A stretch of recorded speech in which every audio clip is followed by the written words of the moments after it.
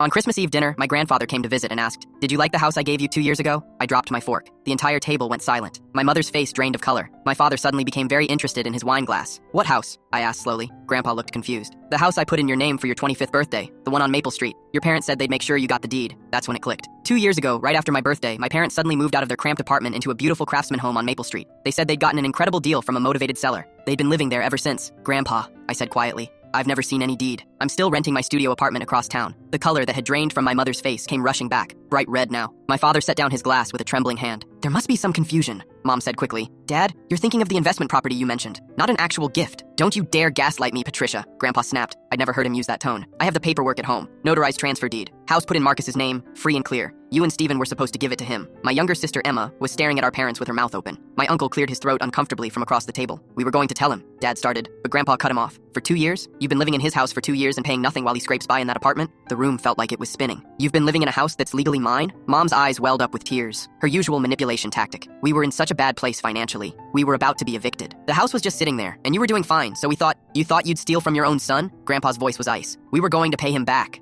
Dad said desperately. "We just needed time to get on our feet." "You've had 2 years," I said, my voice surprisingly steady. "How much have you saved to pay me back?" Silence. "We've had expenses," Mom whispered. "Your sister's college, the new cars." "New cars?" I stood up. "You bought new cars while living in my house without telling me?" Emma spoke up, her voice small. "Marcus, I didn't know. They told me they'd bought the house legitimately." I believed her. Emma had always been honest with me. Grandpa pulled out his phone. "I'm calling my lawyer right now. This is fraud, possibly elder abuse for deceiving me. Definitely theft." "Dad, please," Mom begged. "Think about the family. Think about Emma." "I am thinking about family," Grandpa said coldly. "I'm thinking about my grandson who's been working 2 jobs to afford rent while his parents live rent-free in the house I gave him." I pulled out my own phone and started looking up property records. There it was. 247 Maple Street, owner of record, Marcus Chen. Transferred December 2021. My parents had forged my signature on a lease agreement making themselves tenants, then just never paid rent or told me I was the landlord. "I want you out," I said quietly. 30 days. That's more than you deserve. "You can't do this," Dad said. "We're family. Family doesn't steal houses," I replied. Mom tried a different approach. "Where will we go? We can't afford anywhere else. You've had 2 years of free housing to save money. That's on you." Grandpa smiled grimly. "Marcus, you can stay with me while we sort this out.